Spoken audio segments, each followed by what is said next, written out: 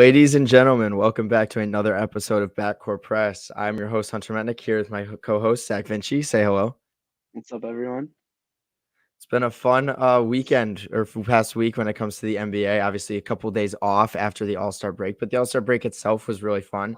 I mean, we had a pretty solid three-point contest, a pretty horrible dunk contest, an amazing All-Star game performance in all time, and Backcourt Press, our Instagram page, is up about 150 followers since the last time we talked, which is just really exciting stuff. But before I get started with actually going into all the NBA stuff, thank you all for tuning in. Thanks for all the recent support on the Instagram page. It has meant a lot to us. And we're going to actually talk a little bit about the recent stuff we've been posting because I know Zach's doing a fun little ranking all 30 each NBA team's starting position, whether it's point guard, shooting guard, going through all that. Obviously, the Historian Project is still going on. You love to see we're up to 1974 now, which is just amazing. If you want to talk a little bit about that. Yeah, no, I don't got much to say on that, but I'm just excited to get into the post-merger basketball. I've been spending a lot of time with the pre-merger, and I've also been doing a little ABA side project as well because I finished researching up to 76 earlier, and now I'm getting into the 80s pretty soon. Magic, Larry, I know a couple of my friends here are pretty excited for that. Mostly just because they're sick of watching me watch older film. They want to get some more recent film. But really looking forward to continuing on with that. Yeah, we also had, the all NBA 70 or all NBA 75 list. I think that's what they call it. So we'll probably talk a little bit about that. So before we get started, feel free to comment anything that you want, whether it's related to NBA, hopefully related to what we're talking about in the present moment. Comments are always welcomed. Without further ado, let's get right into All-Star Weekend. So what was I know you said that you didn't see the skills challenge and the new revamped, we had the rookies versus the Antetokounmpos versus the Cleveland Cavaliers. Evan Mobley, Darius Garland, two of our favorite players, and Jared Allen, we'll say three of our favorite players, walked away with the win. I got to see it. I thought it was a cool way of doing it. With like the team aspect, I thought it was a little bit better than in previous years. I would like to see more people involved because obviously, like someone like Alex Antetokounmpo, who's a part of the G League right now, it's like, why is he? It was also pretty funny because I don't know if you saw this, but the Cleveland Cavaliers and the Milwaukee Bucks were tied, I believe, and it went down to a 3-point shootout. And the Antetokounmpos chose Thanasis to take the three, and then the Cavaliers chose Darius Garland to take the three. Thanasis immediately missed. Garland stepped up and just absolutely nailed it, and that was the end of the skills challenge. So that was an interesting way of doing it, but I thought it was fun. I thought it was an exciting way to like incorporate. The city of Cleveland got their win, and they got to see their players play. So. Yeah, you probably don't have much to say on that because you didn't see it, but no, but I will say that Alexis Antetokounmpo is going to be the best Antetokounmpo brother. Oh my gosh! No, he's legit. He's legit though. He's definitely going to be the second best. That's for sure. He's going to be. I think he's going to be a potential all-star in this league. I really like what I see from him. Hot take. So that's really all I got for the skills challenge. Make your passes, guys. I mean, those hoops are ginormous. Those circles. I don't know how you an NBA I think it's player harder can than it miss looks. those passes. I'm gonna say I think it's harder than it looks. I've never actually done it before. Those passes. I've never done it before. That's true. But that is true. I feel like it probably is harder than it looks.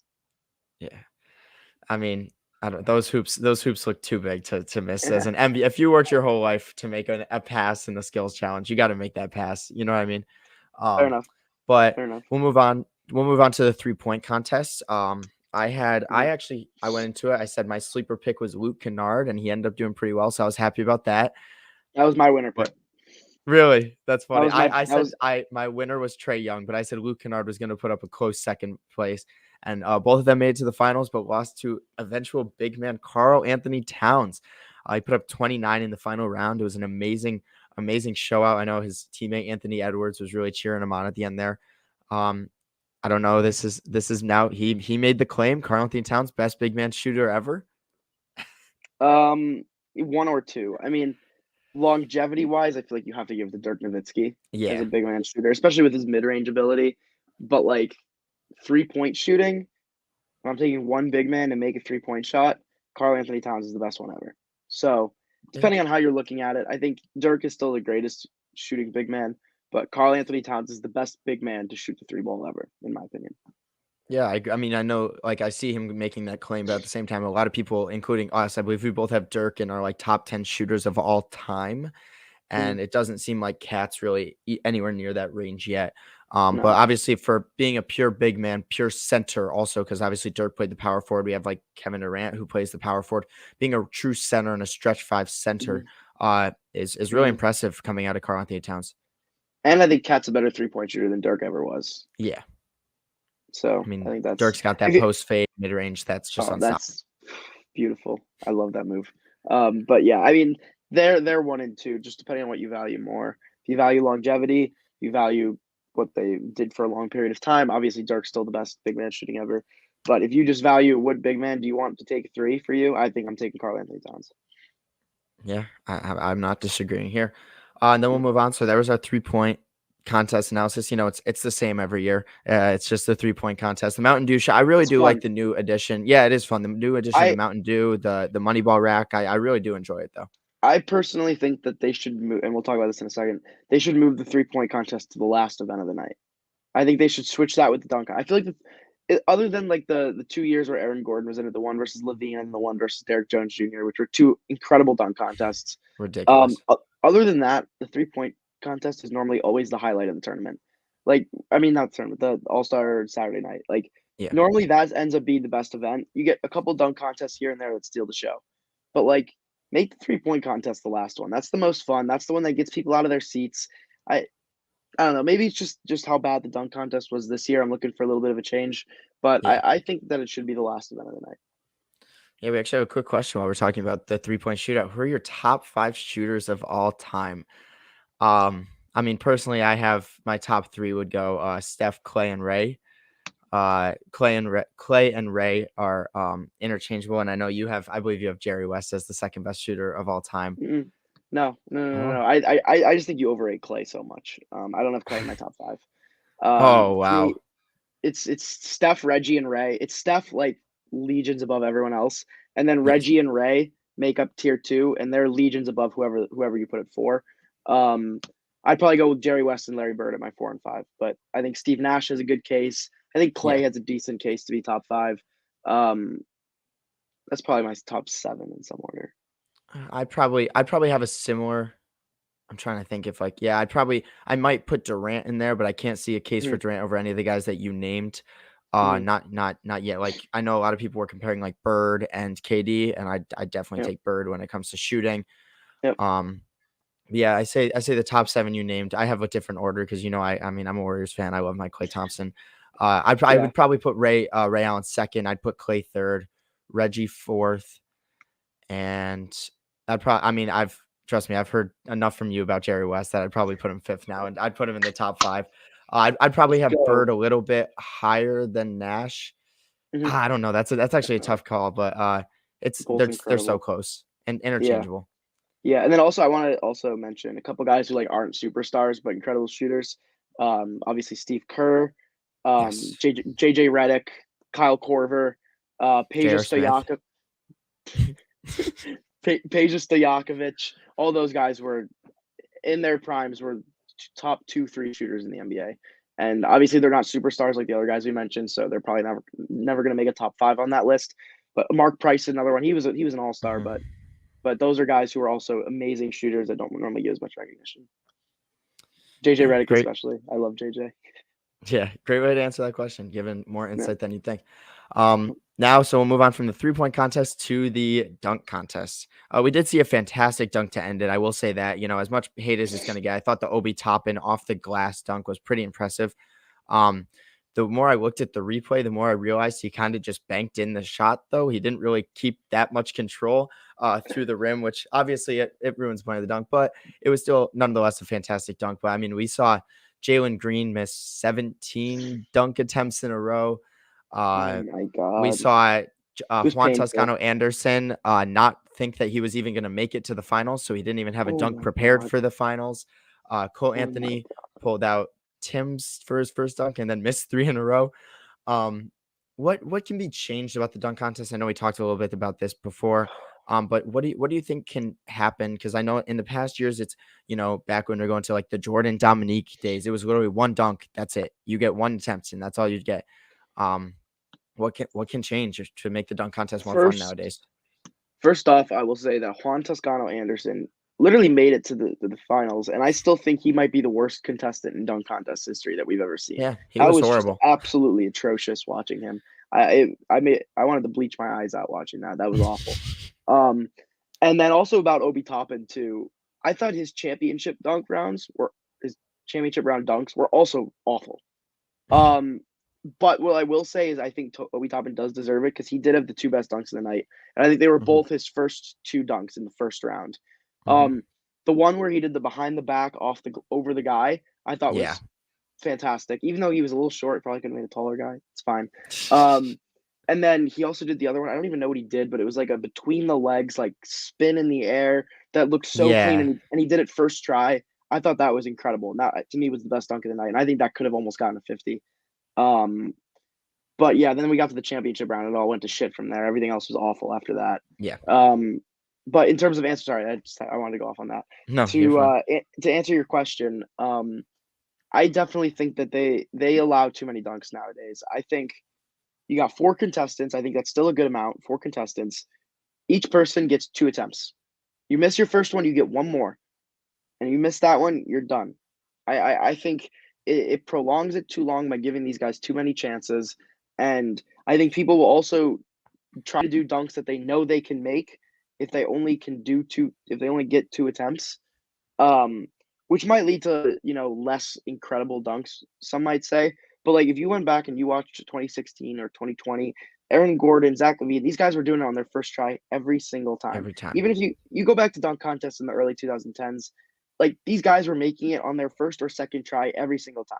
So I don't think it's that absurd to say that you should get rid of all these extra attempts that guys get because up until like 2 or 3 years ago, guys were making it on their first or second attempt every single time. So eliminate all the other attempts guys get. Um, and I think another part of it is what's making it go bad is because it's not the big name guys anymore. And I Yeah. know big name guys don't want to compete in the dunk contest anymore, and they haven't really wanted to for the last 10 years or so. And it's mostly just the young guys now. But like I think that gets less excitement around the contest because it's a bunch of guys that a lot of people don't know. Um, and I don't think these guys take it very seriously. I don't think a single one of those four guys who were in that dunk contest this past weekend even practiced for it. I really don't. Like, how can you be Jalen Green and go out and practice that dunk and then miss it every single time when you do it in the actual Yeah, I thing? mean, obviously, Josh Christopher did not practice his pass because that Yeah. was the worst passing attempts I've ever seen for off. I mean, I could make that pass in my first try if I really wanted to, but Like I feel like these guys are just going out there just like, oh, we got selected. Let's go out there and see what we can do. And like they're not even practicing, they're not even trying for it. And I just think it makes the contest weak as a whole. So I think you need to get better contestants, guys who you know are going to actually put their best effort in. I thought in particular, Jalen Green and Cole Anthony were really bad selections for the contest because these are two young stars who I didn't think are going to put any effort into the contest because yeah, they're focused on furthering their career, on developing their future superstars, their future all stars most likely. So Jalen Green, calling him a future All Star. probably I don't know, he might not be, but I don't. But I mean, I don't know. I thought the selections were terrible. I think they need to reduce the amount of dunks people get.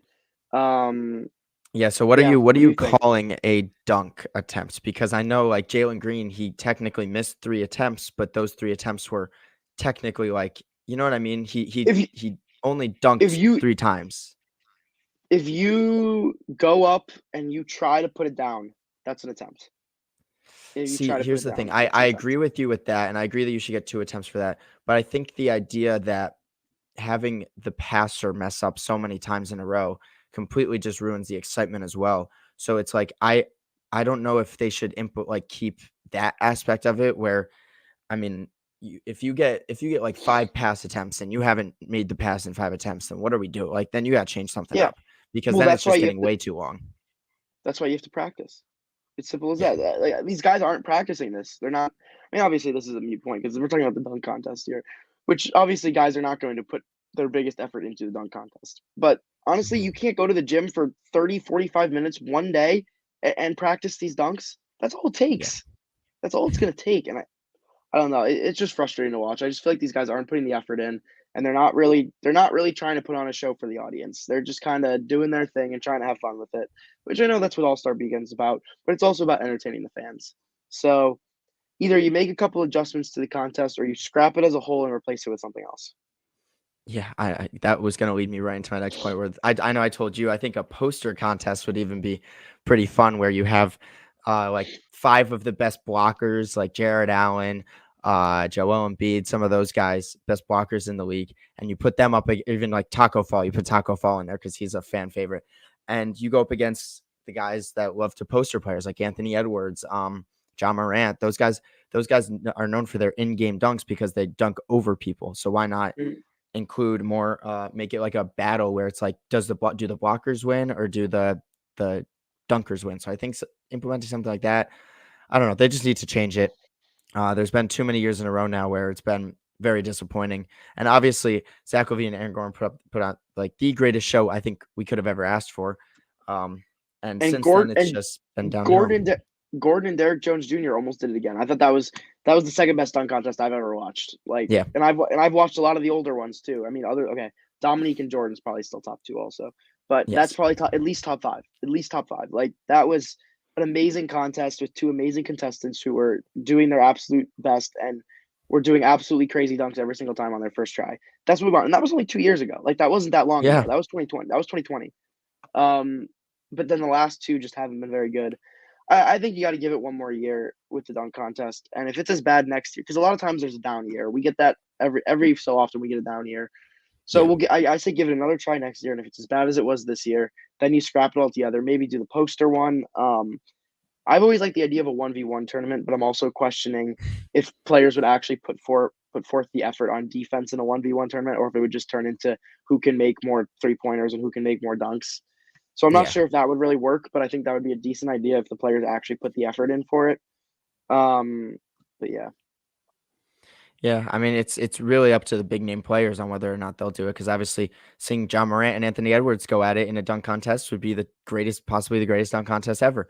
But seeing Obi Toppin and Juan Toscano Anderson battle it out is just not what the dunk contest is about. So that's really what it's going to come Tom down to in future Tom years. Thibodeau, Tom Thibodeau probably had a heart attack actually seeing Obi Toppin on the floor. It's crazy for him because Yeah, it he never was like, "Hold on, happens. why is Taj Gibson not out there in the dunk contests?" I mean, Give this is man is more that minutes. is that Kemba Walker on the sideline? Go back to your seat. You're not allowed to touch the floor. Um, Alec uh, Burks got to be out there for at least 44 minutes a game. exactly. Oh man, gotta love Tibbs going from a coach of the year candidate to the worst coach in the NBA in just one season. He is gone after this year, guaranteed. I think that he is gone. Yeah, he's been horrible. As he Let's move as he on is with every to. team.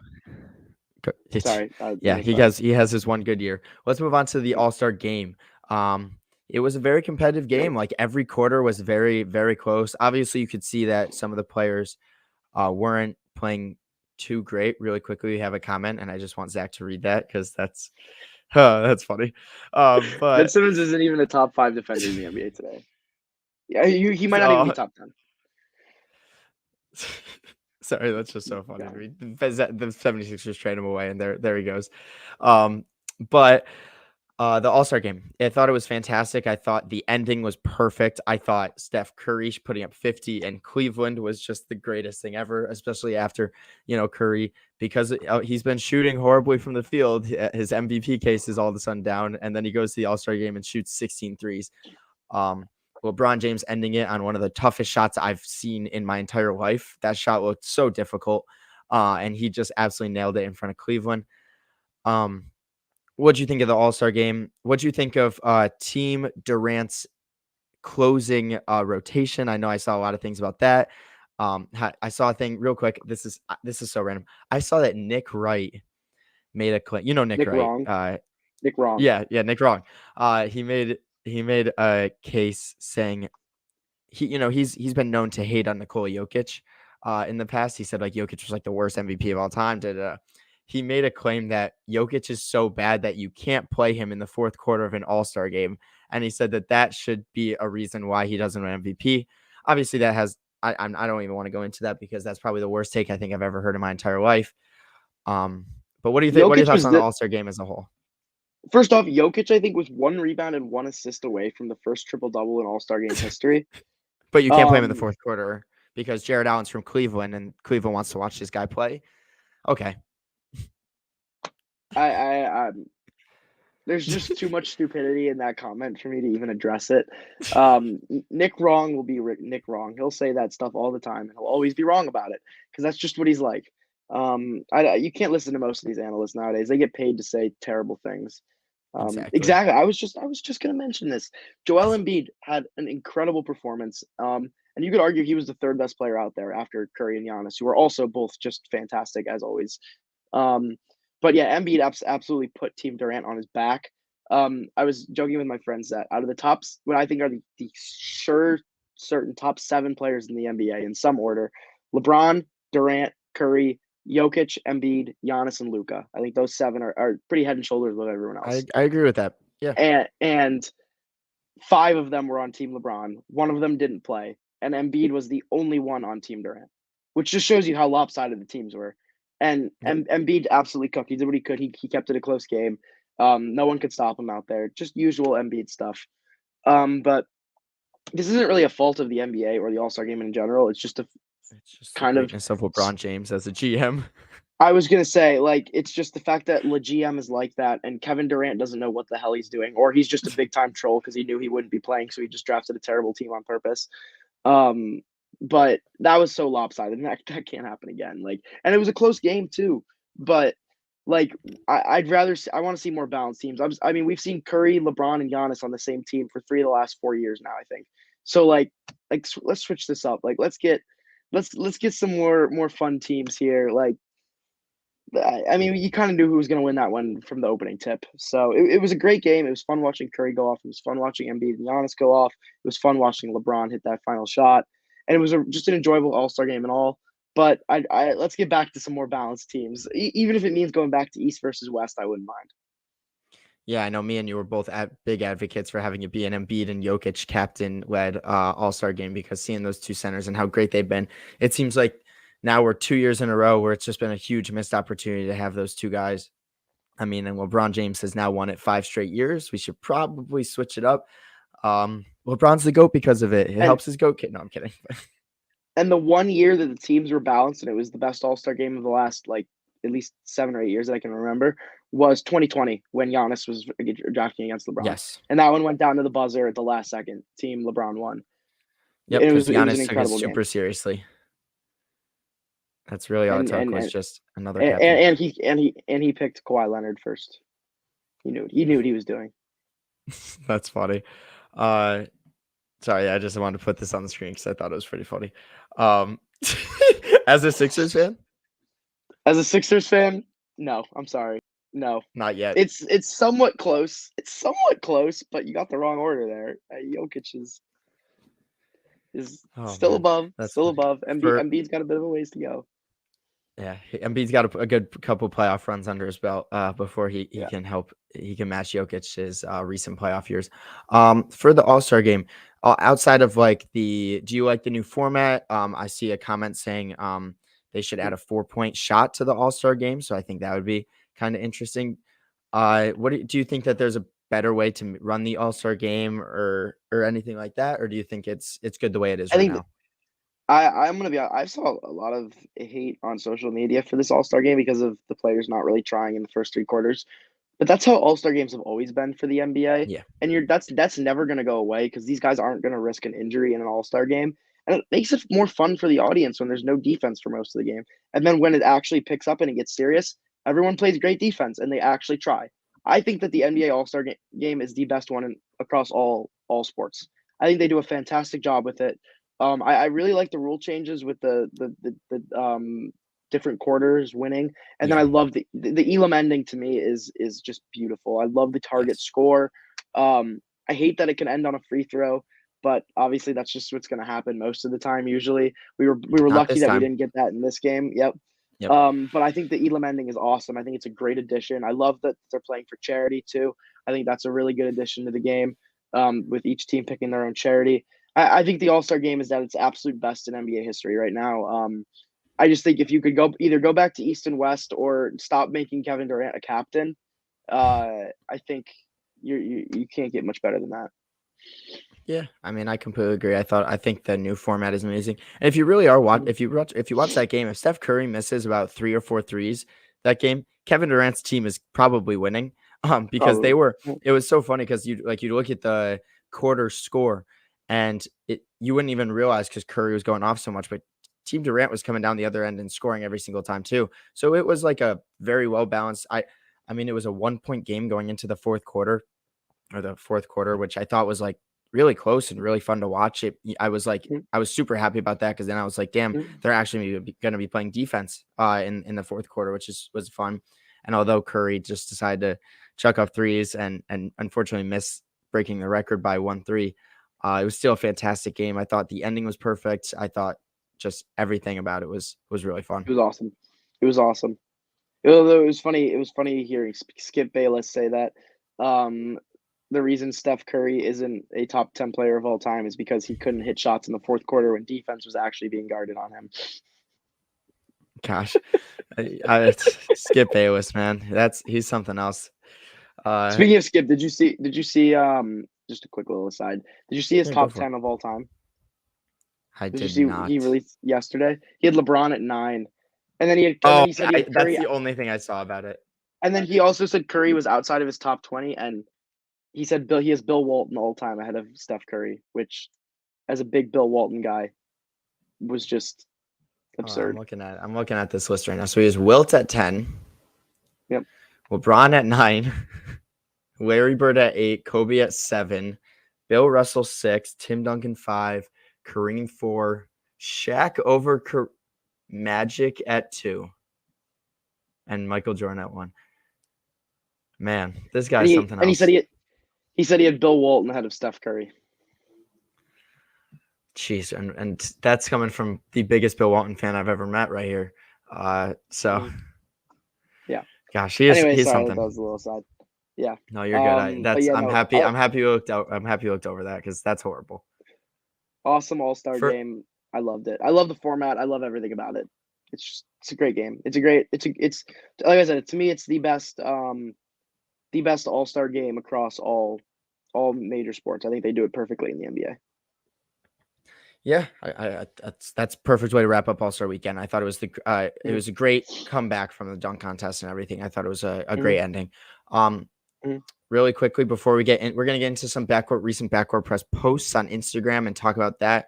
But before we do that, I just want to talk a little bit about the NBA and what's going on right now because I know our posts aren't really going to be talking about like the NBA today and everything like that. But today is the day that James Harden's going to suit up for the Philadelphia 76ers. I know obviously I go to college in I go to Temple University, which is in Philadelphia. So a bunch of my friends and I was also a sports management major. So it's perfect because everyone I'm around is always Philadelphia sports fans. And this morning I woke up at 7 a.m. to a text message in one of my group chats for a class saying, "Happy James Harden Day," just because everyone in Philadelphia is so excited. The 76ers play the Minnesota Timberwolves tonight. They currently sit at the 3 seed, 3 games behind the Chicago Bulls. What's your prediction for this newly led James Harden Philadelphia 76ers? I'm so excited. This is a new era of Sixers history.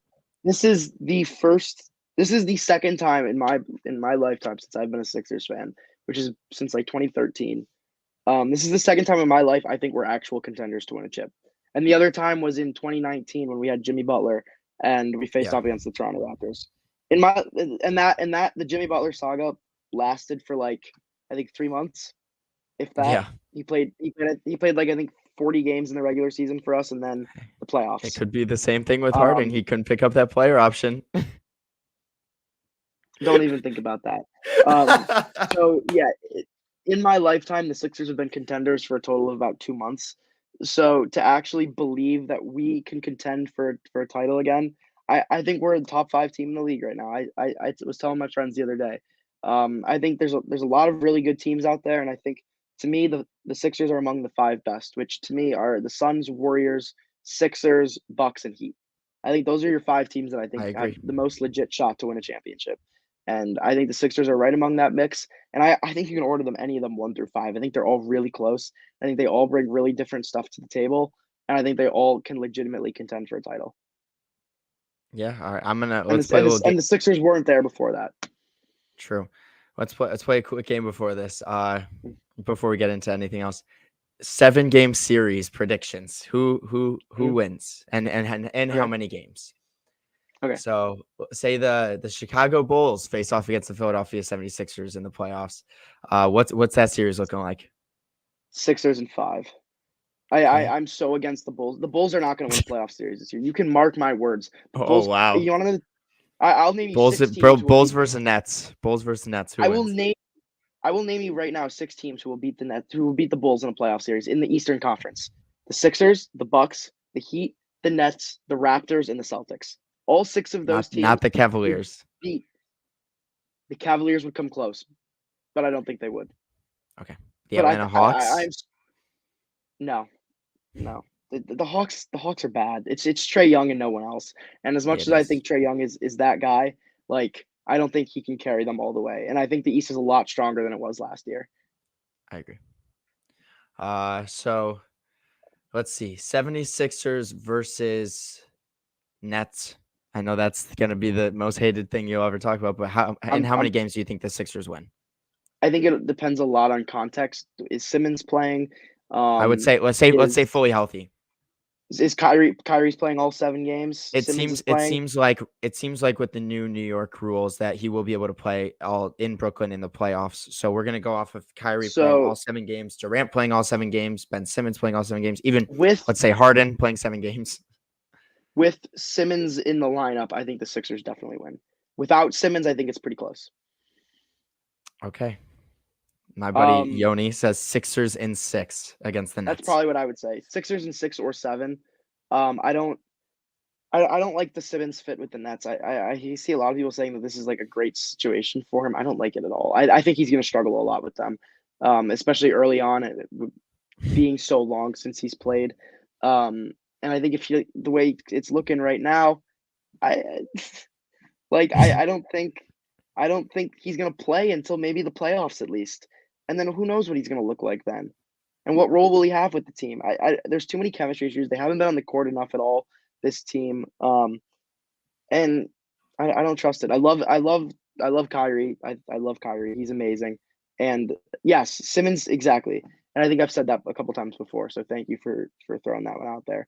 But the only way the Nets will operate well as a team is if Simmons is at the center spot, because you cannot run Simmons with any other center, because then you have 2 guys on the floor who cannot normally Drummond is their center. Then you'd have 2 guys on the floor who cannot shoot outside of 3 feet from the basket. And that is never going to work.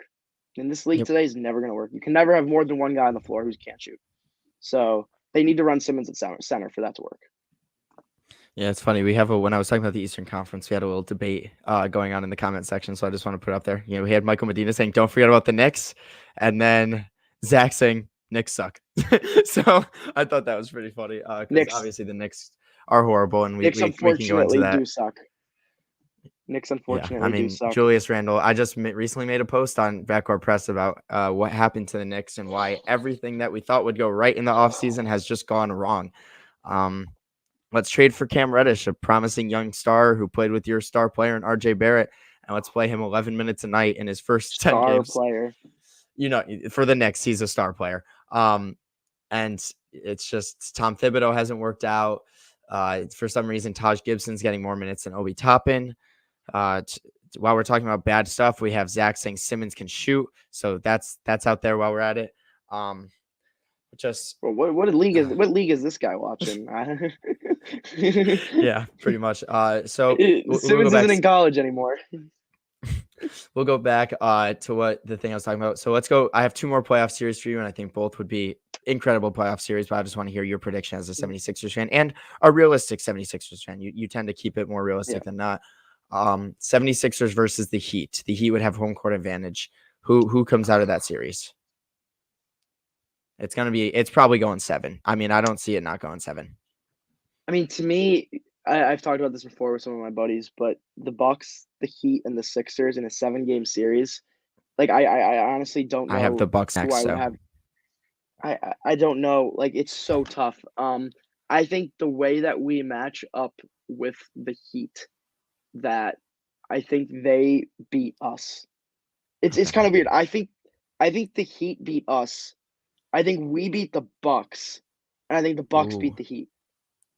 Like that's kind of the okay. best way I can put it. I really do, but I think all of them are going 7. I think these 3 Yeah. teams are all so close to each other. The Heat's defense is by far the best in the NBA. They're so elite on the defensive end, especially when they're fully healthy. And they can just The shoot Sixers, lights out.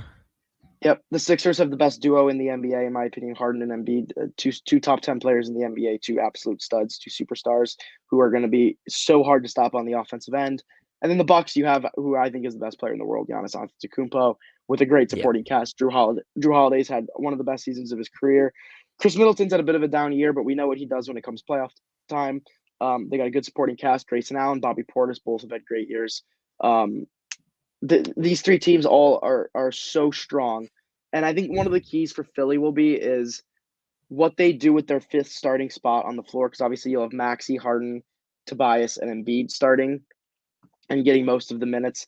I don't think Matisse Thybulle will be able to play much in the playoffs. I think he's going to have to take a limited role in the playoffs. Um, I completely disagree. The way our offense works, Matisse Thybulle shoots 25% on open threes this year, Open threes. I and saw that stat. wide open threes, Like 25% with from with 3. no one within 6 feet of him. With Harden and Embiid on the floor, everybody is going to be throwing doubles. Can you imagine the Heat throwing like Jimmy Butler and Bam Adebayo at Joel Embiid, or the Bucks throwing Giannis He's not and Chris scoring. Middleton? Like He's not that's not scoring. going to happen. Matisse Thybulle either needs to become a better 3-point shooter, or he's not going to be able to. He's not going to be able to get minutes in the playoffs. I think we're going to have to run more Danny Green, more George Niang, more Furkan Korkmaz, guys who will just stand there and get open threes, because the amount of playmaking our offense is going to have Isaiah now Joe. with Embiid. Yeah, even Doc Rivers hates Isaiah Joe, so he's probably not going to get minutes. But the way Embiid and Harden's playmaking is so strong, like you have two top 10 playmakers in the league right now. Everybody else that isn't Harden and Embiid are going to get so many wide open shots. Tyrese Maxey and Tobias Harris are going to have huge efficiency jumps, I think, because they're going to get wide open shots because of how much defensive attention um, Embiid and Harden are going to Harden. get. Yeah, so you got to surround them with shooters, and that's the only way that the Sixers are going to be able to succeed. I think Matisse runs a little role player, gets him out 10 to 12 minutes per game, and that's about it. I don't think he can play in big series against Miami or Milwaukee. Yeah, I mean, I look at it as like a PJ Tucker kind of player, but the thing is PJ Tucker can always on the other end of the Can court nail shoot. his corner threes. Can shoot. And if Matisse Thybulle can shoot 40% from the 3-point from corner 3, like just corner 3, then I think it's not even 40%, like 35%. I was gonna say I'd be thrilled with 35%. Like he's shown zero development on offense through 4 years, and it's making me 3 years. It's been making me so sad because he's so good on defense. He's arguably the best wing defender in the NBA, and you literally cannot have him on the floor in some lineups because of his inability to shoot. And it's so sad because he literally just needs to become a catch and shoot guy and shoot 35% from 3, and he will be able to play 30 plus minutes per game. Yeah, I mean, I completely agree. So you said the Heat would beat the 76ers in 7. You said the Bucks would probably lose to the 76ers in 7. Heat versus Bucks. You think the Bucks come out on top? I think Bucks would come out on top again. Yeah. Okay. Yeah. It'd be close though. I mean, I think it's going to be tough for anyone. I think it's tough for anyone to beat the Bucks, but I actually think the Sixers are most equipped in the East.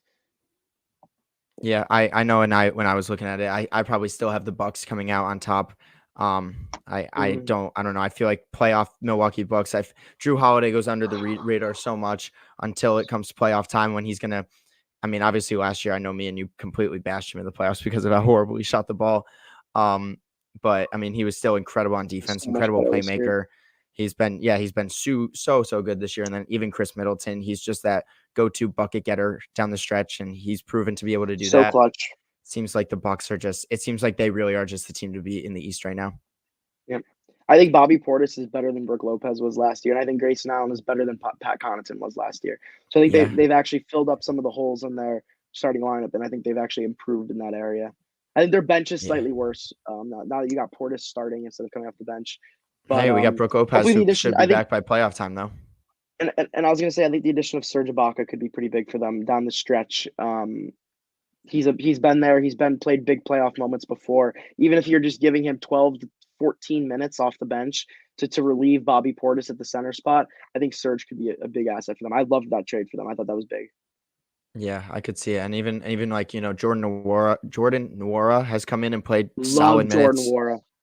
Yep, Love Jordan Nwora. him and George Hill have both come in and played their roles perfectly off the bench, and these guys are gonna have to step it up come playoff time. But I could see someone like the two of the names we just mentioned, even a Grayson Allen coming out and putting up a 20-point game one in a 7-game series and being the difference maker in a game 7 or something like that.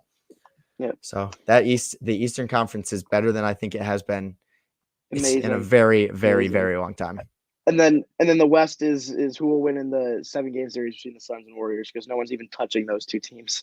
No one is even touching. You might as well make that the Western Conference Finals right now. Those are, if not the two best teams in the league, by far the two best teams in the West.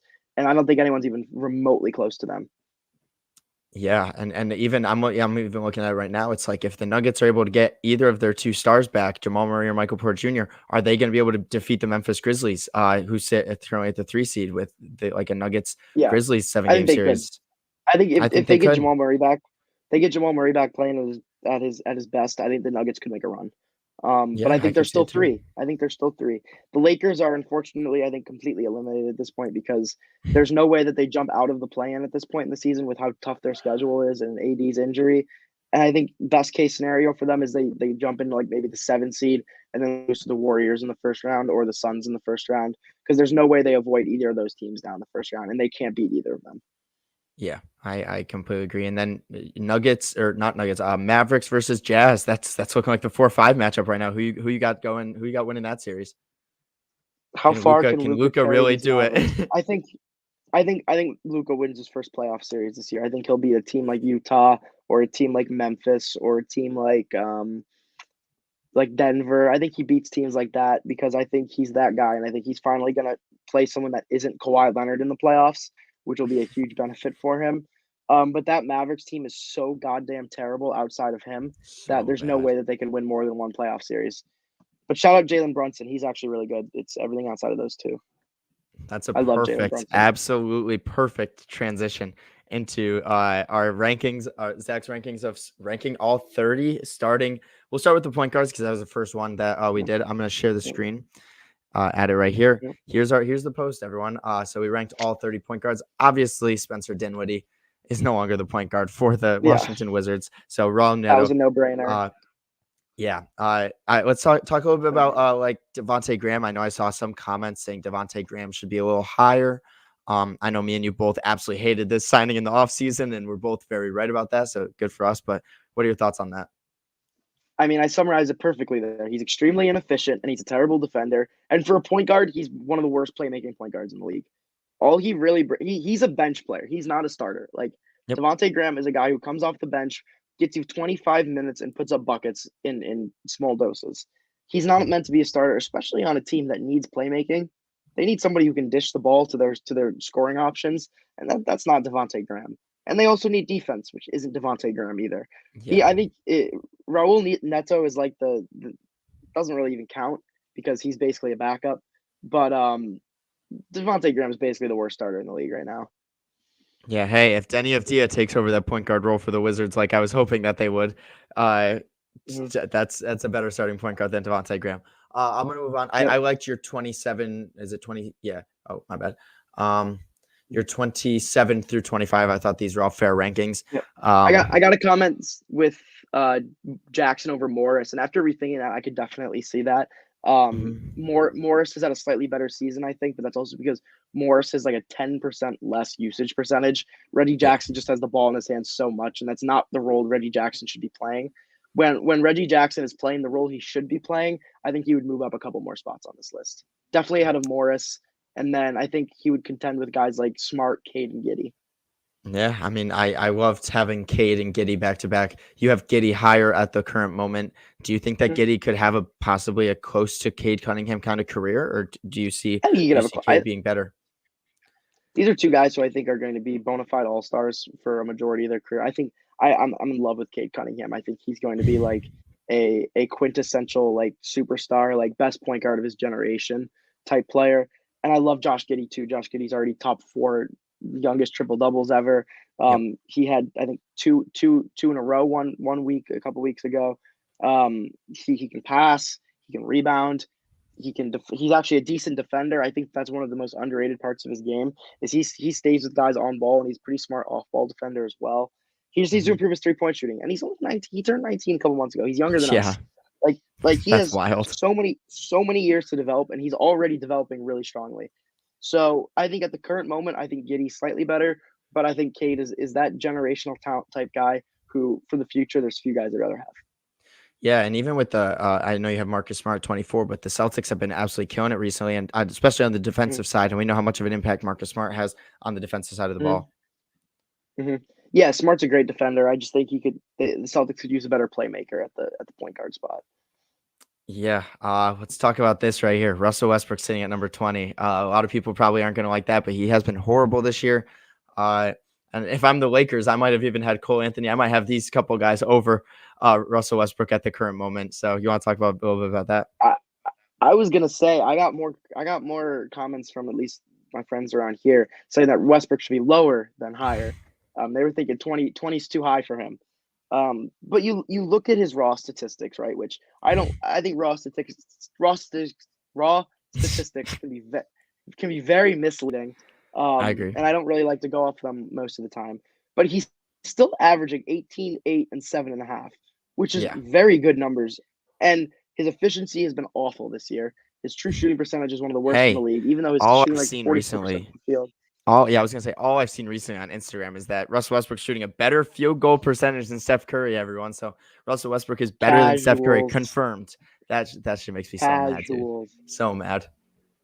Curry shoots, I think, like 10% better true shooting percentage, Dude, which I is think a it's more. I think it's ridiculous like amount. 15% more, which is Yeah, crazy. yeah, yeah.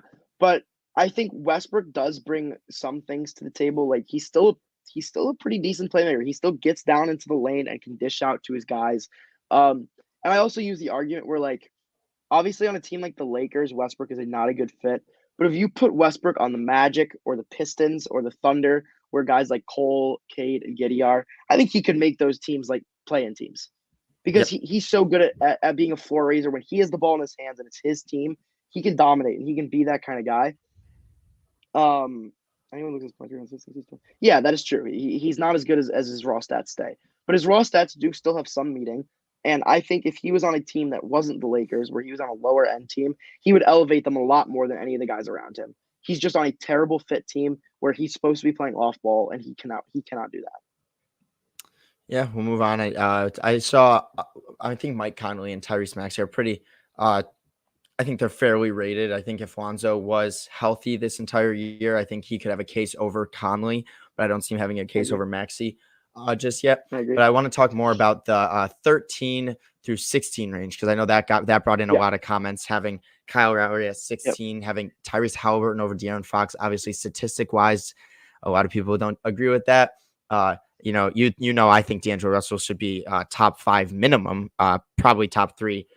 So I want to hear your 37 last night. 23 points in the fourth quarter. Has Fox or Halliburton done that? I don't think so. But talk a little bit about your 13 through 16 rankings. I thought it was pretty accurate though. I don't really disagree that much.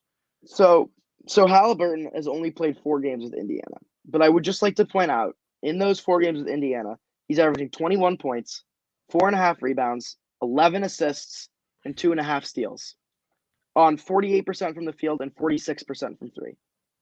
And that is on a team where he is the guy and he has no other stars. And he's Yep. dishing it. He's scoring. He's playmaking. He's defending. I mean, this is what I think we're going to be seeing from him for the rest of his career. Numbers like these. He'll be in the double-digit assists at least once in his career, I believe. He shoots so efficiently from three. Like he's a really good defender as well. Like he doesn't have any flaws in his game. Like he can do everything. He's just young and he's just figuring it out right now. I mean, raw statistics are the only thing that keeps him from being any higher than he is. Like he just I don't know, man. He's so good and he does everything right. He does everything you want from your point guard. He's an elite playmaker, an elite 3-point shooter. Like he'll be even higher, I think, next year. Like he just needs to get that exposure. He needs a full season as the main guy in Indiana, and everyone will view Halliburton as a top 10 point guard very soon. Yeah, and then I know people were saying possibly Lowry over Russell and Fox. I want to hear your thoughts about why you rank Fox and Russell above him. And I think that could be definitely legit because when it comes to playoff time, I think you definitely have a good case of wanting Kyle Lowry over those two guys. I mean, Russell hasn't been in the playoffs since 2018 with the Nets. Fox has never been in the playoffs before. Oh, yeah, he plays for the Kings. He never will be. Yes, 100%. The reason I like Fox a little bit more than a lot of guys do because I just think that the whole situation with the Kings backcourt this year before the Halliburton trade was just an atrocious situation for him. I don't think he had a lot of confidence because I think many people were saying that Halliburton was going to overtake him as the Kings franchise player, which I think Yeah. really hurt his confidence as a player. And you could see it. He was having the worst year of the last 3 years for him before Halliburton got injured, and he's been balling since then. I think his numbers have jumped up. His efficiency has jumped up. They're still losing games, but they've also had a brutal schedule since that trade. So I still think Fox can be that guy. I mean, we forget last year he averaged 25 points per game and 8 assists. And I think when we were talking about top point guards last year, I think we had him borderline top five. Yeah. Like we were discussing him in that top five potential category, guaranteed top 8. So he's fallen off a little bit this year, but I think again next year with a full year as the guy on his team, he could push for top 10. The thing with Lowry is just like he's guaranteed. He's been there. You know what you're going to get from him in the playoffs, where he elevates his team. He's a really good like third or fourth option on a team. Whereas Fox, you kind of want to be the guy on your team, or at least the second guy. So they play such different roles on their teams that I think it's hard to really compare them. Yeah, we'll move on to 12 through 10 range. Damian Lillard Mhm. outside your top 10. Obviously, he's been a borderline top 10 NBA player, according to the media, not us, but according to the media for a couple of years now. And now he's outside top 10 overall point guards. And I think you can make the case for LaMelo over him. So let's So hear, and I have another question for you after you talk about Dame. yeah, I mean, a lot of people are getting up in arms about when it got to this top 12. But for me, 6 through 12 were so close. I went back and forth on them a lot of times, 6 through 12. I think I moved Kyrie and Van Vliet a couple times. I think I moved Drew and Garland a couple times. I think I had Dame a little bit higher originally, and then I moved him down outside the top 10. Um, and look, I honestly I think I might have actually over underrated Dame a little bit because when Dame is on the court and he's your guy, he's your point guard. There's probably not 10 guys I'd rather have starting for my team than him. Even though he did have a down year this year, but you have to look at the last I think 15 games before he got hurt. He was averaging I think 28 points and 7 assists on back to his usual like 44% from the field. Yeah. Um, I know you're not a huge Dame guy. I'm not a huge Dame guy, but I definitely think that he could still contend for that spot as a top 6 or 7 point guard, especially Yeah. next year when he's fully healthy again. Hopefully on a new team, that would definitely benefit him. And Mhm. then you look at all these other guys. I think Kyrie you also kind of have to separate. Kyrie's only played 14 games this year. He's been fantastic in those 14 games. And like I said, there's not many guys I'd rather have over Kyrie. So that's why I have him 7, even though it's just on a small sample size. Um, Yeah. but I really want to look at is to me DeJounte at 6, Van Vliet at 8, Drew Holiday at 9, Garland at 10, and LaMelo at 12. Those 5 really. And I think you could really twist those around in a bunch of different orders. I'm pretty firm on DeJounte being the best of those 5. I'm a huge DeJounte Murray fan, but we'll get to that in a second. Um, and to me, it's so interchangeable. Like Van Vliet, Holiday, Garland, Lamelo, like those 4, you can't go wrong with any of them. They all bring different stuff to the table. Van Vliet's elite 3-point shooting, great passing, great defender. Drew Holiday, super efficient, amazing defender, really good leader as well. Darius Garland's probably a top 5 shot creator for himself and his teammates in the entire league. He's just a pretty bad defender to go along with it. And then LaMelo Ball, who I think doesn't really do one thing as well as any of those other guys do, but he's such a well-rounded player. He can pass, he can rebound, he can shoot, he can defend all at pretty good levels. Even though I don't think he's elite at any one area. Um, it's so close. It's really close between all these guys. And the way I ranked them was really just if I was having a team for the playoffs, which one would I want as my starting point guard? I want Yeah. to hear your thoughts on this when you're looking at particularly Van Vliet, Holiday, Garland, and Lamelo. How would you rank those four? For the playoffs? Is it just for the playoffs, or how would I do it? Is that Just who would you want? Who would you want as your point guard if you were starting a team and you wanted to win a championship? Which one through four? Which of these guys are you taking for your point if guard? I'm a rebuilding team, I would probably take Lamelo first.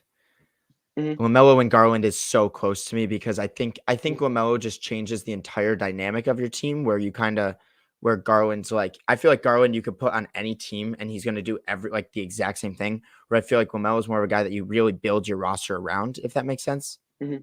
Hmm. Um, but that's really close. If I want to win a championship this season, I think I'm Hmm. probably taking Drew Holiday to be my starting point guard. I Hmm. just think he completely reshapes not only your offense and playmaking, but your defense as well.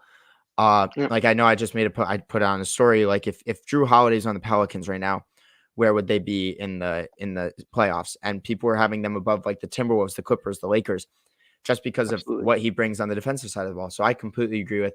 I probably have Holiday and then Van Vliet. I think Van Vliet's like overall, like just I mean, we saw what he did with Kawhi Leonard. You put him next to a superstar, and he's fantastic, and he's doing incredible things as a point guard this year. And I'm so happy that they finally gave him the keys to the point guard role, because we both of us were very big advocates for saying that he was playing out of position his whole career before this. Yep. Um, Yep. I would probably have DeJounte. I know that that wasn't a part of the question, but I'd probably have DeJounte Mm. first if I'm building around someone, Yep. over Garland and Lamelo. But I think those are a very close second and third. Um, Hmm. so if I'm like the Thunder, I think having a Lamelo or DeJounte would probably be the direction I'm going. But if I'm the Lakers, I'd want Drew or Van Vliet over Hmm. them just because the experience, the defense, obviously both Van Yep. Vliet and Holiday are both better defenders than Lamelo and Garland. Yep. Um, but yeah, no, you make great points. It really is a toss up right now, and it's so So close. close. It shows how deep the point guard position too is that Lamelo Ball is the number 12 best point guard in the NBA right now, Yeah, and like he's an all star. Like that's so incredible. I Um, agree. We'll move and on then to like yeah, these range because this is also, I mean, these two right and here. I was so close to being like, oh, I don't know, but it's ridiculously close between some of these top guys. and yeah, Dejounte Murray, he's my guy. I'm in love with Dejounte Murray. I think he's what everyone thought Ben Simmons was. Like that's what Dejounte is. Like elite. He's a much better playmaker than Simmons ever has been, both in the Oh my half court gosh. and in the full court. The way he sets up his teammates for wide open shots, he draws the doubles and he dishes out. It's so impressive to me. He's Yep. such a good rebounder. I think he's the best rebounding guard in the NBA right now. I really do. Probably, Besides yeah, maybe James totally. Harden, him and James Harden are probably the top two for me. And then his defense is just he just completely locks guys down at the guard position. He gets so many steals. His IQ is so insane. I think that's partly playing for Greg Popovich too as well. But I love Dejounte. He's one of my favorites in the league, and I think he either I don't know if it's going to be on the Spurs where he really makes the name for himself, but Mhm. if he can get traded to a contender or if the Spurs can build around him, he's going to be an All NBA point guard for years and years to come. Yeah, you pretty much said it. He's been fantastic this Yep, year.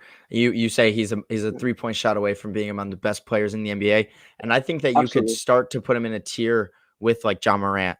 Obviously, I think he's probably like If he right gets that, underneath yeah, right now. He's right yeah, underneath, but I mean, you could put him on any team, and he's going to be putting up 29 and 8 and being yep. one of the best defensive players in the league. Talk Leads to me the league about in your top steals. five. Yeah, we talked about enough about the other guys. I Let's hear the top five. so so to me it was pretty no brainer. Steph one and Luca two. Yeah. I actually I toyed around with the idea of having Luca one for a bit just because of how insane his recent play has been, and Curry's having a bit of an off shooting year. Raw statistics wise, Luca clears in pretty much every single category. Mhm. But again, the impact that Steph Curry has on his team is just absurd. I mean, you watch the Warriors play. the way that he draws the defense and the amount of doubles that he draws and the way that he spreads the floor opens up so many wide open shots for his teammates. He is Steph Curry, I've always said, is arguably the best floor gravity of all time. Yep. His playmaking is still top 3 in the league, just because not Put up because of his 14 passing. assists last night. It's not even because of that. I mean, he only No. averages 6 assists per game, but it's just the fact that he draws so many defenders because of the way he can shoot the ball that it just leaves wide open guys on the court because of that. That's why Andrew Wiggins had a resurgence. That's why Jordan Poole's had a great shooting season. That's why Klay Thompson's been so elite for his entire career, or part of the reason why Klay Thompson's been elite for his entire career. Klay Thompson would never doing this with anyone else but Steph Curry. I mean, he's that guy. So he's still the number 1 point guard to me. And then Luka, I think, is a pretty firm number 2. Where you're getting into some gray area, I think, is Trey and Ja 4 and 5. To me, CP3 is a pretty firm 5. I can't put him ahead of Ja. I can't put him ahead of Ja or Trey. As big of an impact as he has for the Suns are already an elite team even without him, and I think they're going to continue winning even without him because they have such a good roster built, and I think Devin Booker can handle some of the responsibilities that Paul has been doing. Yep. Not to say that Paul isn't incredibly valuable, but I think he's still a step behind Trey and Ja. And this one I think is so close. I will argue for Trey at the moment because say what you will about his defense, Trey is one of the greatest offensive weapons we've ever seen in NBA history with his ability to attack the paint, dish out, make play. I think he's the best playmaker in the NBA at the moment. I don't see anyone else who I think can set up his teammates better than Trae Young does, besides maybe Luka Doncic. And Trey's an elite shooter as well. He's shot a great percentage from 3, the best of his career this year. His floater is just beautiful, the way he drives in and pulls up from the floater game. He makes the entire Hawks offense run. I think he's top 5 in on-off rating this year, showing just how horrible the Hawks are when he's not on the court. And I think the people that use the Hawks record against Trae Young are the ones who really don't really have a great understanding of basketball because, like I've said, and as great as John Moran has been, the Memphis Grizzlies are so much better than the Atlanta Hawks are. And I think if you swap to Ja and Trey, I think Memphis is just as good as they already are, if not better, because they that would be surrounding Trey with a bunch of elite defenders and Dylan Brooks, Desmond Bane, and Jaren Jackson Jr. And elite shooters. And elite shooters. I think Trey would thrive there, and I don't think the Hawks would. I think the Hawks would still be a mid to bottom tier Eastern team with Ja. But if you want to argue against that, I would love to hear it. No, I don't really have anything. I mean, I completely agree with the Trae Young hype. I think he's just incredible. He's shown how incredible he's been this year. I mean, that Hawks team around him has been horrible.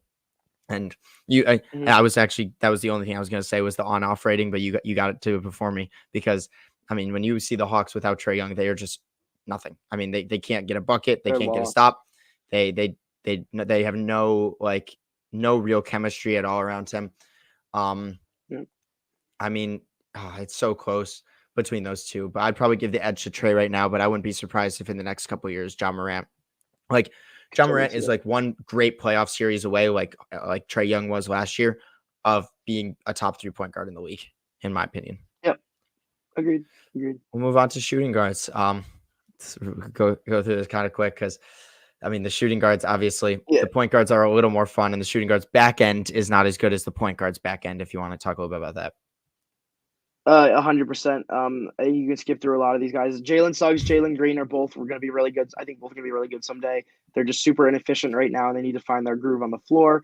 Isaac Okoro and Terrence Mann are both glue guys at this point in their career. I think Mann showed flashes of potential, but I don't think he's going to be anything more than a spot-up shooter and a good defender in this league. Kevin Huerter is another guy, just a 3-point shooter.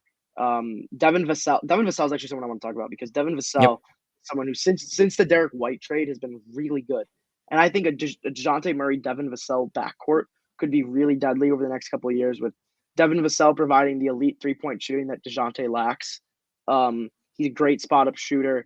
I think he's a really good defender as well. I've watched him completely take some guys out of the game on the wing. And he's finally getting the minutes to put up that level of production. I think next year we're going to see Devin Vassell be a 17 or 18 point per game kind of player. Like a Desmond Bane kind of player, I could see. Yes, 100%. Actually, in reevaluating, I think I'd probably put him ahead of Hamidou Diallo, although it's pretty close. Yeah, and then your next tier, Grayson Allen, Evan Fournier are your spot up shooters who are good additions on a winning team, but they're not going to provide much better than that. Yep. Fournier is definitely not worth 73 million. Will Barton's incredibly mediocre. The fact that he might be the second best player on the Nuggets this year is kind of sad and shows how good Jokic is. Yeah. But not much else to say about that. And then So kind of getting to the now we best got of a couple defenders right here. yeah, kind of getting to the best of the worst here. I would say Malik Monk and Patrick Beverly kind of end that tier of like low end shooting guards. I've had defend this a couple times in the last couple of days, but I think Patrick Beverly definitely deserves a spot as the 17th best shooting guard, even though he's averaging only 9.2 points per game. But what I think he brings to the table, I think he's still a pretty good passer. And obviously his defense is among the best guards in the league at this point. Still has always been. You look at the Timberwolves defense this year, obviously it's just not him. Um, Jared Vanderbilt, who we'll talk about in one of the next ones, is also a great defender. And Karl Anthony Towns has improved his defense so much this year. Yeah, But I think a large part of that is the defensive culture that Patrick Beverly brought that's into this exactly team what it is. has been a huge part as to why they're being so much more successful this year. And I just think that the value that he brings as a defender and as a leader is more valuable than anything that any of the shooting guards below him do. So Yeah. that's why I have him as high as I do. Josh Hart's been And then very Josh Hart, solid this year. Very good this year. super underrated, super underrated. Like I said, he's only played I think 4 games with Portland, but he's averaging 24, 5, and 4. Him and Anthony Simons, I think, are going to be a really fun backcourt for the rest of this Yeah, season. Hopefully that's what they keep as their starting backcourt next year too. I agree. Um, this is when you're starting to get into some of the better ones. Buddy Hield, Seth Curry was a pretty close one. I think Hield's finally in a situation where he can start to show more off of what his potential is. I mean, he's already old though at this point. Like he's already 28. Yeah, I think he's it's 28 or crazy. 29 now I feel because like he's still a rookie somehow. he came into the league so late, but he's among the best 3 point shooters in the league. Even on a down year, I think he's still shooting 39% from three.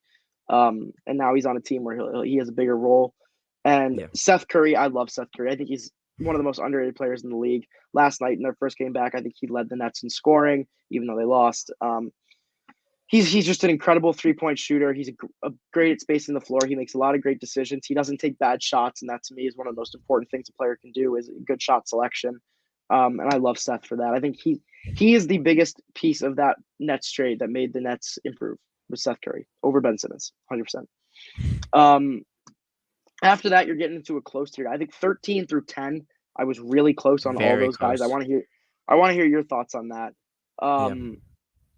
So yeah, actually, before I go into explanation, out of those three, Gary Trent, Desmond Bain, Terry Rozier, Jalen Brunson, what would be your order of those four? Yeah, it's so close. I'd probably have Brunson 4 or 13. Really? I know Wow. you're really high on Brunson.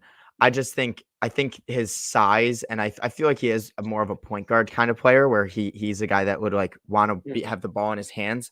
And I think if he were to play the point guard role somewhere else, he'd put up similar numbers, but I think he'd be like more of like I don't know how to put it. He'd be better in like the pick and roll kind of thing. Because right now he's kind of like that bucket getter for the Dallas Mavericks next to Luka. And there's only so much you can do next to Luka Doncic as a guard, obviously. But I think if you were to put like Terry Rozier or a Desmond Bain, or even I would say Gary Trent next to Luka, I think they'd average upwards of like 20. Just because I think the opportunity of catch and shoot, which I think the other three behind him thrives like so much in. You can like both. I would say all of these guys really are really good off ball players, but I would probably put Brunson at 13. I really like Gary Trent. I really like what he can bring on both ends of the court. I've been super impressed with him in Toronto. Like he's just he's very good at everything, and he's a great glue guy. But it's funny because he's a glue guy. He brings like that glue guy mentality, but he also averages 19 a game. Which I think is super impressive. I would like to see his other stats go up a little bit. Like I think he could be a better rebounder. I think he could be a better like passer. Obviously on the defensive side of the ball, he's probably the best out of all these guys. If we're I talking think like Desmond just Bain's a better steals, but I defender. was gonna say like him and Desmond Bain are really close. If I'm going like on ball defender, probably Desmond Bain. If I want to steal, I'm probably gonna go Gary Trent. I don't know. I'd probably have Bain at 10, Rozier at 12. No, I think I'd rather I think Gary Trent is more of a guy that you could put around anyone and he's going to be really good. So I Mhm. think Terry Rozier is in the perfect situation next to a LaMelo Ball type player. I think they fit really, really well. So I'd actually probably have Yep. Bane at 10. I'd probably put Trent at 11, Rozier, keep him at 12, and put Brunson at 13. But I want to hear, I think you could make a great case for Brunson. I really want to hear it. So the thing I think that separates Brunson a little bit from these guys is you look at Gary Trent. In his offense, you could argue he's the fourth or fifth most important player behind True. Van Vliet, Siakam, and Scotty Barnes 100%. And then him and OG Anunoby, I would say, are close. Yeah, I'd probably say Trent The over OG Hornets, right now, but it's close. yeah, the Hornets. Rozier is at best the third most important, and I think you could Yeah. also argue for Gordon Hayward ahead of him. Desmond Bane is when Dylan Brooks is Third. healthy, Bane is definitely Oh, 3. And I think Jaren Jackson could or will overtake him on offense once he gets his shooting touch back going after his yeah. injury. So I think like that's the difference where Jalen Brunson is without a doubt the second most important player on his team. And the like I don't know, maybe that's just like I'm thinking of it in terms of value rather than just like who's the better player, I guess. But I just think Jalen Brunson does more for the Mavericks than any of these guys do for their respective teams. I think his ability to make plays as a secondary playmaker outside of Luka, shoot the ball with great efficiency. He shoots, I think, almost, I want to say 55% from inside the line, and I think he shoots from like 37% from three. Um, he can score from all three levels, and his defense could improve a little bit, but I don't think it's at a net negative point. Okay. But yeah, I guess I think the reason I gave Brunson the edge is I just think the value he brings to the Mavericks is more than what any of these guys bring to their respective teams, if that makes Okay. sense. Yeah. But I guess that could also be Um, situational. So 'Cause I think yeah, Gary Trent Jr. that's what I was. That's exactly what I was gonna say because I feel like if you put the other three guys in Brunson's situation, the reason I put him below is because I think that the other guys could perform better than what Brunson's doing in that position. Because obviously, like next to Luca, you want like 3 and D guys. That's the best thing to put Mhm. around Luca. So 2 guys like Desmond Mhm. Bane and Gary Trent, I think could fit perfectly next to Luka Doncic, due to like the defense and their ability to catch and shoot. Where Brunson, I don't know. I've always seen Brunson as more of a shot creator, where he's less Yep. of a catch and shoot, more shot creator. So I think Brunson in a Yep. better opportunity. I don't know. It's Mhm. very interesting. It's very Brun- close. Yeah. Brunson's also a natural point guard. I think that's something you mentioned. Like Yes, he he's is. not It's like a meant to Fred be a VanVleet shooting type guard. thing. he, Yeah. he should be at point guard. And I think if and when he is given the chance to be his own starting point guard on his own team, I think he will thrive and prove like I Van can see Vliet that is too. doing right now that he is that kind of guy. But I definitely get where you're coming from. These four guys are all so close, and I think you can order them Yeah. in pretty much any way. But yeah, I Yeah. like you bring up a good case. Yeah. No, that's a good comparison though. I didn't think about like him and Fred VanVleet. Like I could see Yeah. like I know they just traded for Spencer Dinwiddie to be the secondary playmaker next to Luca. So I Yep. could see Brunson going to his own team this year, maybe like a New Yep. York or a Washington. I don't know. I would I don't. love Those are that. 2 absolutely random teams that I thought of off the top of my head. But Two teams that need point guards. yeah, even like a Boston Celtics. I could see Yep. him going there and bringing like upping his stats to possibly like 19 and 7, and his playmaking Oh, ability gets shown off a little bit more. And next thing you know, he's in a league above these guys, like a definite league above these guys due to his playmaking ability. that's an amazing comparison because not a comparison, amazing analysis because I think if Jalen Brunson became the starting point guard for the Boston Celtics, I honestly think that they are like one of the scariest teams in the league. Like if they were able to keep Brown and Tatum and Robert Williams, which I think are their 3 key players, and Yeah. you Hey, add Al Brunson to Horford. that No, team. I'm kidding. Horford's been great this year. I He has hate been to say good. it, but yeah, It's been very good. that's a We'll move great on. example. We'll move on to this one. This one was a big toss up for a lot of people. I know you did a poll on the story saying who would you rather have, and it was more so in favor of Clay than CJ McCollum.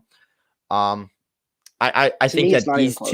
these two are the definite 8, 9, and then I think Beal and the rest of these guys are like a step ahead. I just want to See, hear your thoughts on I this. to me, the way I view it is Clay is a sure 9. To me, when I got to these top 9, it was Clay at 9, and then everybody else is at least a step above. At this point, Okay. I think At Clay this can point, that get makes back sense. to I agree. if Clay can when because he shot the ball horribly when he came back. Yeah. And I think he's definitely improving in that. His field goal percentage, his 3-point percentage are steadily rising as he plays more games. So I think he could jump back into that tier. But as it is right now, this current moment, I don't think he's on the level of those top 8. I agree with that. To I me, think he McCollum and Beal was needs very close. really Oh, interesting. go ahead. What were you gonna say? What were you gonna say? I was just gonna say I think Clay needs Draymond Green back. I think like if Yeah, Draymond were to return, he could be a 23 points per game scorer and be right back to his efficiency due to agreed. the open looks he gets from Draymond. But right now without, I mean, I don't even think he's played a game with Draymond yet. Because of the injury. So I think that's definitely playing a huge part of it. But that also just shows how great Draymond is. So it's like, because you put CJ on the Warriors in that situation, and is he averaging 25 on catch and shoots? You know what I mean? So it's very up in the air with that kind of stuff. Yep. But continue on to your Beal and McCollum. CJ Beal, I think we're so close to me. They're so close to me. They're 2 shooting guards to me who bring a lot of scoring to the table. And not much else. But I don't really think they necessarily impact winning in a huge way. And I think they're so close. CJ's been great in New Orleans so far. A limited sample size, but 28, 6, and 5 through 5 games is it's pretty impressive. Amazing. Also, it's nice seeing CJ on a team where he's like the dominant ball handler. I agree. Like, Yeah, I love that he's too. kind of while he's still a shooting guard, like he's taken over the role as like the main guy in the offense on the Pelicans. Devante Graham which is can't do interesting shit there. Yeah, and it's interesting to see because Dame was always that guy for Portland. So I think McCollum is kind of thriving in that role so far. He's looked really good. And I think if he keeps this up with New Orleans, he'll definitely jump ahead of Beal for me. Beal, I'm not a huge Beal guy. I think he can have the least effective 30-point game you can possibly get, or even a 40-point game, and have very little impact on the actual game. He doesn't do anything to me other than score the ball. He's not a very good defender. He's actually improved. This is his best playmaking season so far, but he's still not a very good playmaker. He's not a very good rebounder. Like, I don't know. Not a huge Beal guy. We can move on. Yeah, the reason I'm going to give a little bit of credit to Beal over McCollum is I feel like Beal is a really good off-ball player. I think his ability to move off-ball has been great. I think CJ's turned in. He has, like, throughout his career been a good off-ball player, but I think he's turned now into a player where he more so needs the ball in his hands to be effective, which is why I'm happy you gave the edge to Beal over McCollum, because I feel like when you're looking at your guards, Beal can be the second guard in your rotation and still be really effective. Obviously, right now he's not because he hasn't played with a good point guard since John Wall. But like CJ McCollum sitting next to Dame, he's always been good, but I feel like he can elevate his game with the ball in his hands more so. And that's why I'm happy you had Beal over McCollum for yeah. And then let's go into this because I'd say these three are just they're tough. I got a lot of hate for the Jaylen Brown under Shea. But I think I will continue to defend that. I mean, last night, did you see what Shea did last night? He had like 32 points on great efficiency. He's great. He's incredible. And like, I just think it's so situational dependent because the Thunder are horrible. And they have really no scoring threats outside of Shea. Lou Dort is not an offensive player. He tries to be because they have no one else, but Lou Dort's not an offensive player. No. And he will never be a good offensive player. And Josh Giddey is still developing. He's not a scorer yet. He's a decent offensive player, but he's not a guy who can put the ball in the hoop yet at a good level, which leaves just Shea. And so you watch Thunder games and he gets doubled like every single time he touches the ball. And he's great at getting out of it, but like he shoots so inefficiently this year because of how bad his team around him is. And I'm still taking him over Jaylen Brown. Jaylen Brown's not a very good playmaker. Jaylen Brown doesn't elevate the guys around him. Jaylen Brown's a great ISO scorer, but the Celtics already have a great ISO scorer. Yeah. Like, I don't know. I like Jaylen Brown. I think there are times when he looks like he's incredible out there. And then there are games where he has 17 points on 3 of 14 from the field. So I'm sorry. That is wild. I swear to God, that was the exact number that I was thinking of too. When you said 3 of 14, really? I literally thought that was just weird, but continue. Even in games when Shea isn't shooting well, I think he brings enough to the table where he's still a positive impact on his team. And then in games when Jaylen Brown is not shooting well, I don't think he helps the Celtics at all. So I That's fair guess enough. And that's then part of my reasoning. do you have Zach LaVine closer to Shea or Zach LaVine closer to Booker and Mitchell? Booker and Mitchell. Cool. He's I like that. he's a step above Shea and Jalen, but he still lacks the playoff experience and the been there, done that before kind of mentality that Booker and Mitchell both have. Both of them have had playoff success in the past. LaVine has never been in the playoffs, so And then we'll see. LaVine has a chance to jump them, but he's not there you yet. had Donovan Mitchell over Devin Booker. That is something I never thought I'd honestly see you say. It's very interchangeable, but let's hear the thought process behind that. Like I said, they're so close. This might be the closest one out of anything on any of my lists is I Booker agree. and Mitchell. But as I said right there, Mitchell's a better playmaker, slightly, not that by that much, but I think he develops he dishes out to his teammates better, and also that might just be because Devin Booker has Chris Paul in his offense, who does that for the most part. So Booker doesn't need to do that. So that's a great rebuttal to that, and I don't even have anything to say to that because that's a great point. And then I You're think making points against yourself. That's just funny. Yeah, no, but it's true. That's how close they are. And then Yeah. I think Mitchell's been more efficient this year, which like again, it's small. It's small. It's a small difference. I think I was looking. Mitchell's true shooting plus is 102, and Booker's is 99. So like Yep. Mitchell is just slightly above average efficiency. Booker slightly below average, and when the two players are that close, that's a big enough difference for me to say Mitchell 2 and Booker 3 because they're both incredible scorers, both poor defenders, both can score literally anywhere on the court, and just mediocre playmakers. I don't think either of them is an elite playmaker, but they both can make plays for their teammates. It's so close. It's so close. Yeah, I mean, I was thinking about this because you could definitely make the point that when Devin Booker didn't have Chris Paul, he was averaging 7 assists a game. Obviously, his turnover rate was way higher than it is now because he was doing like 1.5 to 1 ratio assist to turnover. But I mean, he's still it's such a close. I feel like it just literally depends on the game, like who's better. Because if Devin Booker's having an off night, I'll take Donovan Mitchell. Donovan Mitchell can have an off night. I'll take Devin Booker. It's so close between those two. 100%. And then you James have remains number one. Yep. Fear the beard. Fear the beard. That Fear the wasn't even beard. close to me. I had a comment I remember saying where people were like Mitchell and Booker ahead of Harden. Nope. They're great scorers, but Harden does everything better. I mean, Yeah. Harden's like that. Like as a top 2 rebounding guard with DeJounte, top 5 playmaker with Trey, Luka, Curry, Chris Paul. That's probably your top 5 playmakers this year. Yeah. Jokic, actually, never mind. Jokic Oh, over yeah. Chris No, Paul. I forgot about Jokic. And let's not forget, it was only 2 years ago where he was averaging over 30 points per game. So it's ridiculous we'll how see the if he can get narrative, back to that. how fast the narrative can change in a player. But before we go, that was a fantastic, summary of all the rankings and why you have who where, and even that you can see arguments for other people. Before we go, one quick question: What will James Harden's stat line look like tonight in his first game as a 76er? And how much do the 76ers win by?